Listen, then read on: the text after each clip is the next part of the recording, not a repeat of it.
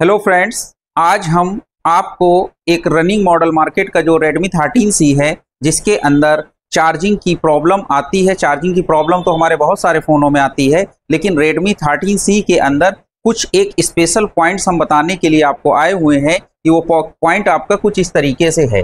जैसे सपोज करिए कोई भी फ़ोन है जिसके अंदर जब भी हमको चार्जिंग को ट्रेस करना होता है, तो जैसे ही हम 13C की बात करें तो इसके अंदर जो हमारा चार्जिंग कनेक्टर है वो टाइप सी है।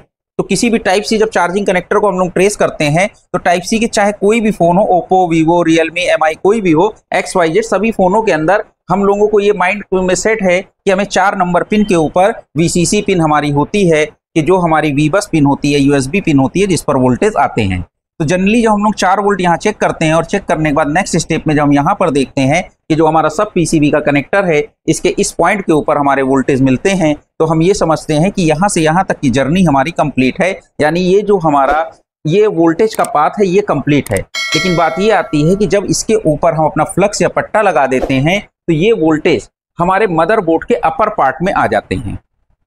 तो अगर हम अपर पार्ट की बात करें तो ये हमारा जो कनेक्टर है इस फोन के अंदर आपको, जैसे जनरल कंडीशन में क्या होता था कि हमको फोन के अंदर 3 कनेक्टर दिखाई पड़ते थे। एक हमारा बैटरी कनेक्टर होता था, दूसरा हमारा B2B कनेक्टर होता था और तीसरा हमारा जो होता था वो हमारा होता था LCD कनेक्टर। लेकिन इस फोन के अंदर आपका जो B2B और LCD कनेक्टर एक ही है।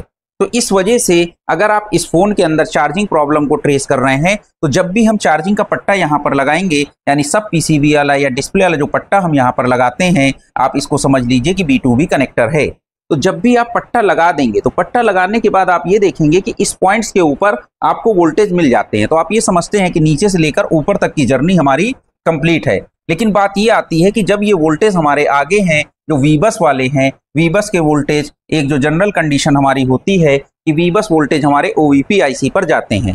तो अगर ये फोन आपके पास में आता है और इसके अंदर आपको चेक करना हो तो ये आपकी लगी है चार्जिंग IC और चार्जिंग IC के ठीक बगल में लगी है OVP IC।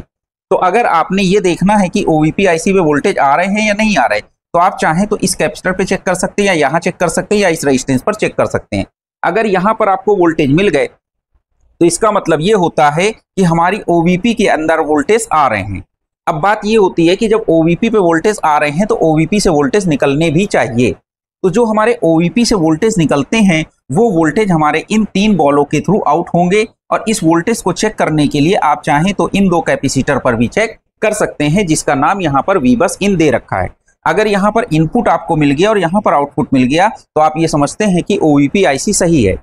बाकी अदर फोनों के अंदर भी हम लोग इसी तरीके से देखते थे, लेकिन इसके अंदर थोड़ा सा एक चीज और डिफरेंट है जिसको अभी हम आपको एक्सप्लेन करके बताते हैं। डिफरेंट क्या है कि अगर यहाँ पर आपको वोल्टेज मिला और यहाँ वोल्टेज नहीं मिला तो आपने कहा कि साहब OVP IC खराब है। तो एक तो कंडीशन ये है कि या तो आप दूसरी IC लगा दे OVP, या तीसरी कंडीशन ये बनेगी कि आप इस OVP IC को बाईपास भी कर सकते हैं। लेकिन एक पॉइंट आपको अभी यहाँ पर एक आपसे इस मॉडल में मिस हो रहा है या इस OVP IC के साथ में, उसको आपको कुछ इस तरीके से समझना है। यहाँ पर आप देखिए, यहाँ पर ये आपकी OVP IC है जिसके अंदर B3, C2 और C3 ये 3 पिने हैं जो V-बस यानी USB V-बस C, यानी ये इसका इनपुट पिन है। यहाँ पर आपके वोल्टेज आएंगे और यहाँ से वोल्टेज आपके ये आउटपुट पिन है कि जो OVP वोल्टेज आउट करेगी, ये वोल्टेज यहाँ से निकलेंगे। अब आप यहाँ पर एक चीज ये देखिए कि यहाँ पर जो OVP IC लगी हुई है उसके लिए कंपनी ने लिखा है OVP 10.5 वोल्ट। इसका मतलब ये है कि ये IC अगर 10.5 वोल्ट से ज्यादा वोल्टेज आएंगे तो उसको रोकेगी, अगर उससे कम वोल्टेज आएंगे तो आगे जाने देगी। लेकिन रिपेयरिंग लेवल पे अगर हम लोग बात करें तो यहाँ पर कंपनी ने, जैसे अदर फोन्स थे उसके अंदर सिर्फ इनपुट बनाती थी और दूसरा सिरा आउटपुट बनाती थी, लेकिन अगर इस 13C की बात करें तो जो इसके अंदर OVP IC लगी है इसके अंदर अगर आप देखते हैं तो यहाँ पर कंपनी ने 300 किलो ओम और 39 किलो ओम के 2 रेजिस्टेंस लगाए हैं। और ये रेजिस्टेंस जो है, ये रेजिस्टेंस हमारा कहलाएगा पहला वाला R1 और ये कहलाएगा R2। और वो इसलिए कहलाएगा क्योंकि यहाँ पर जो है आपका ये बन रहा है वोल्टेज डिवाइडर सर्किट। अब वोल्टेज डिवाइडर सर्किट का यहाँ पर क्या यूज होगा? यूज ये होगा कि यहाँ पर जो कंपनी ने एक टर्म्स यूज करी है वोल्टेज डिवाइडर की, तो यहाँ से वोल्टेज डिवाइड होने के बाद में OVLO, ओवर वोल्टेज लॉकआउट, तो यहाँ पर जो ओवर वोल्टेज लॉकआउट वाली पिन है C1 पिन है, इसके ऊपर वोल्टेज डिवाइड होके जाएंगे। उसके साथ में यहाँ पर इस आईसी के अंदर कंपनी ने एक पिन बनाई थी ACOK, लेकिन इस पिन को क्रॉस कर रखा है। हो सकता है कि इन फ्यूचर किसी मॉडल्स के अंदर ये लाइन हमारी चार्जिंग आईसी में भी जा सकती है, क्योंकि ये जो ACOK है ये एडॉप्टर करंट का एक्नॉलेजमेंट है, जिसको हम लोग ACOK बोलते हैं कि यहाँ पर एडॉप्टर करंट ओके है। ये इंफॉर्मेशन हमारी OVP आईसी आगे चल के हमारे मॉडलों में चार्जिंग आईसी को दे सकती है। अब बात ये आती है कि अगर यहाँ पर वोल्टेज डिवाइडर बन रहा है तो इस पॉइंट्स के ऊपर कितने वोल्टेज आएंगे। तो यहाँ पर जब भी अगर आप कोई मॉडल चेक करते हैं, सपोज आपके पास में ये मॉडल मदरबोर्ड आया, इस मदरबोर्ड में यहाँ पर अगर आप देखें तो ये हमारा इनपुट वोल्टेज है, और अगर आप इस रेजिस्टेंस के इस सिरे पर देखेंगे तो ये भी आपका इनपुट वोल्टेज है। यहाँ पर आपको 5 वोल्ट मिलेगा। अगर ये रेजिस्टेंस और ये रेजिस्टेंस दोनों रेजिस्टेंस ओके हैं तो चाहे आप यहाँ चेक करें और चाहे यहाँ चेक करें, आपको अप्रॉक्स 5 वोल्ट मिलेगा। अगर यहाँ पर अप्रॉक्स 5 वोल्ट मिलेगा तो ये लाइन हमारी OVP आईसी में जाएगी और OVP आईसी को ये इन्फॉर्म करेगी कि यहाँ पर ओवर वोल्टेज लॉकआउट वोल्टेज कितने आ रहे हैं, और इसका इंटरनल सर्किट उस हिसाब से काम करेगा।